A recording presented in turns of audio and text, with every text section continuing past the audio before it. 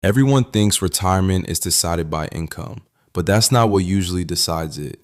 The real difference is timing. More specifically, the decade when small decisions start carrying massive long-term consequences. Let me show you something. Two brothers, same parents, same house, same schools, same opportunities. They even chose similar careers.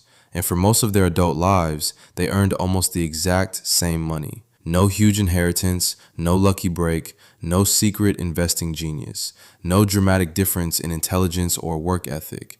But by 65, their lives looked like two completely different endings. One brother retired with over $1 million invested, a paid-off house, no consumer debt, no financial stress. He travels when he wants, helps his grandchildren with college, never checks restaurant prices, never wonders whether a medical bill will ruin the month. The other retired with barely enough, still had a mortgage, still had bills hanging over him, still needed part-time work just to keep the math working. Social Security wasn't enough. Every unexpected expense felt like a threat. He didn't think about freedom, he thought about survival. Same family, same earning power, different future. So what actually happened? Because this didn't happen in their 20s. They were both too broke for the gap to matter.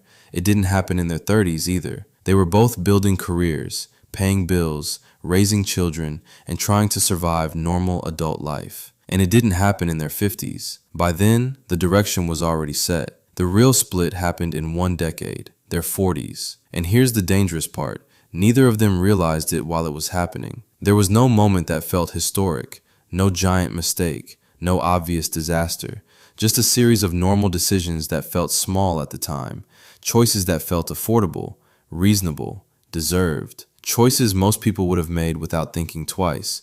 But those small decisions quietly shaped the next 20 or 30 years of their lives. That's what makes your 40s so important. They don't feel dramatic, they feel stable. You're finally earning real money. You're no longer scrambling the way you were earlier in life. You've been working long enough to feel established. And that is exactly when people start making expensive decisions with the least amount of fear.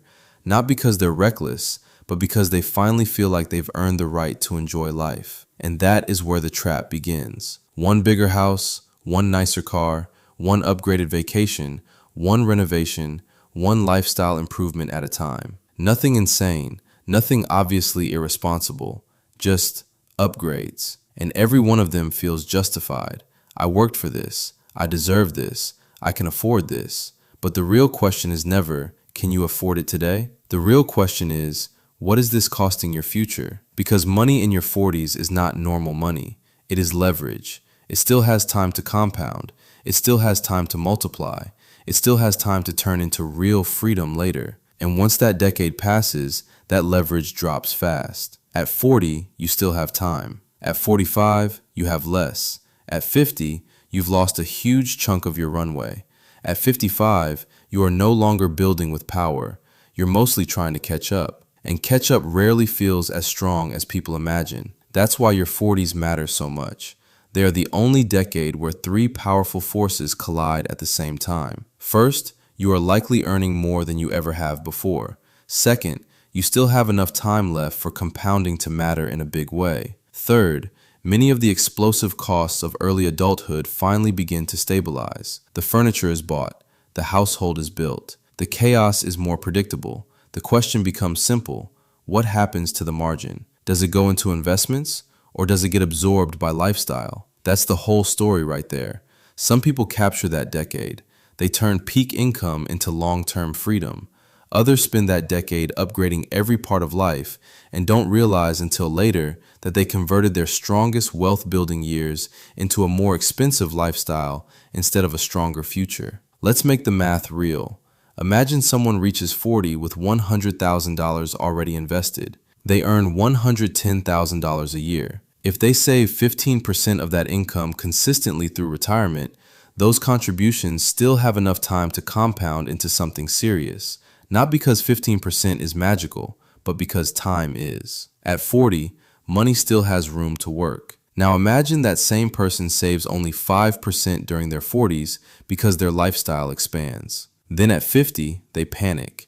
They increase contributions. They get serious. They finally wake up. The problem is that the money they didn't invest at 41, 42, 43, and 44 didn't just fail to get contributed, it lost 20 plus years of growth. And that is the damage people miss.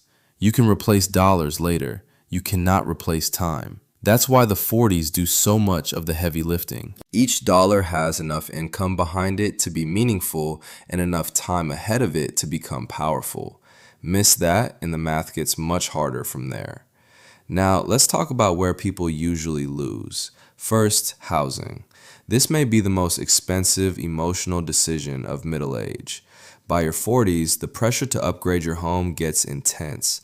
The kids want more space. You want a better neighborhood. You want the house to reflect your success. You want the bigger kitchen, the extra bathroom, the finished basement, the nicer curb appeal. And because your income is higher, the monthly payment looks manageable. So you do it. But the extra $1,500 or $2,000 a month is not just a housing decision. It's an investing decision.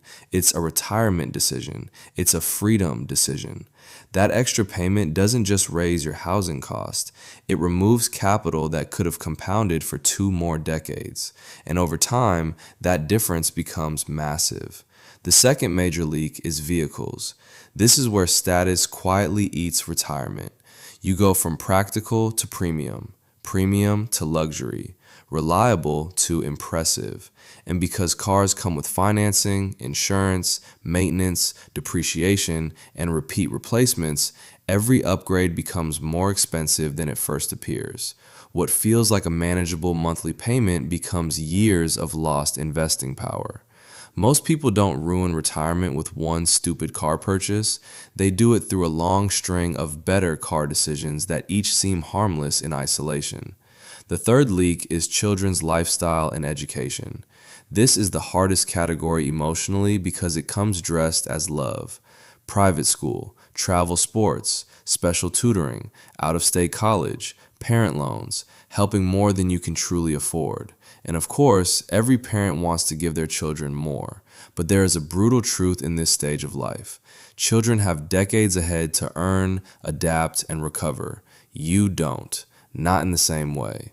If you gut retirement contributions or take on major debt in your late 40s and early 50s, you are borrowing from a period of life where time is already becoming scarce.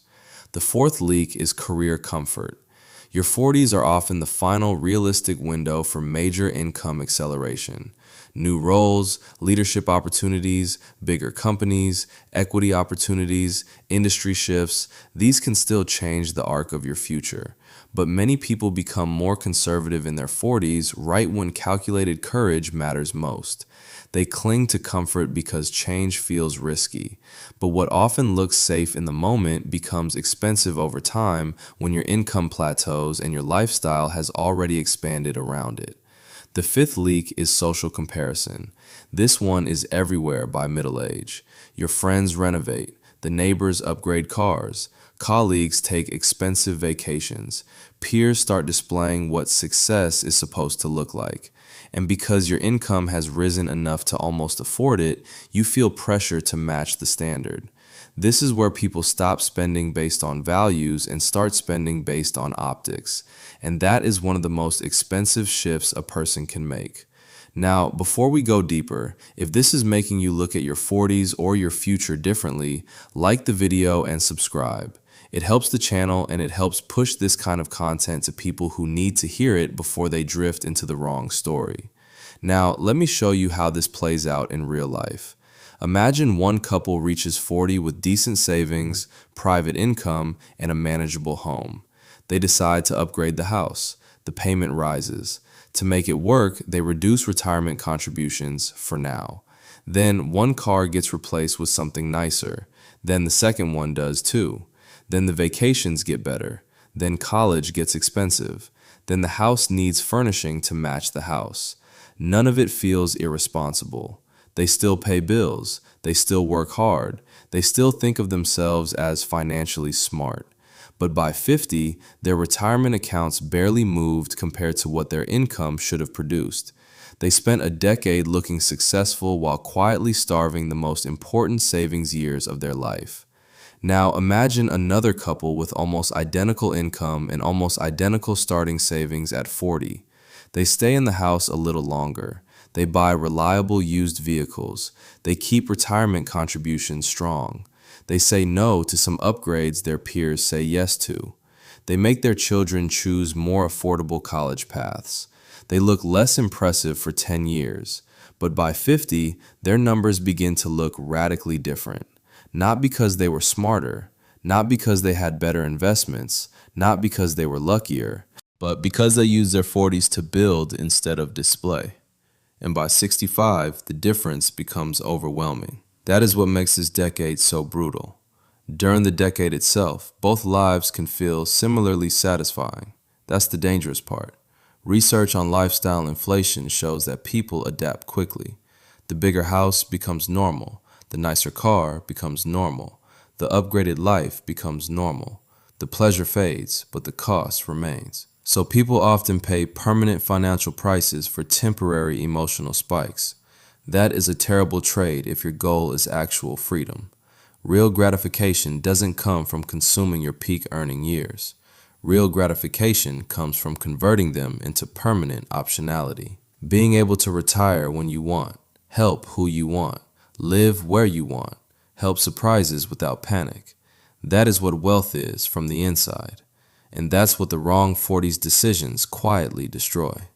So what should you do with this if you're younger? Understand the trap before you enter it. Build the habit now of saving first. Define enough before income makes excess possible.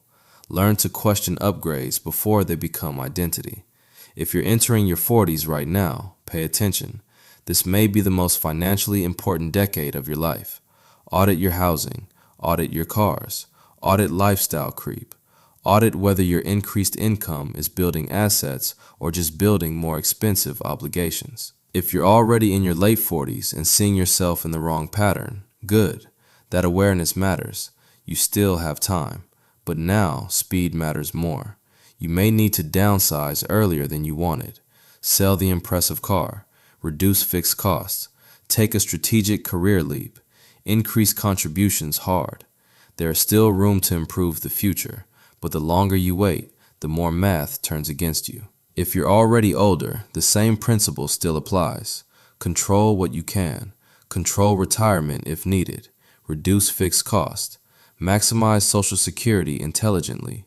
Risk equity if appropriate. Stop pretending appearances matter more than peace. But the central truth remains the same.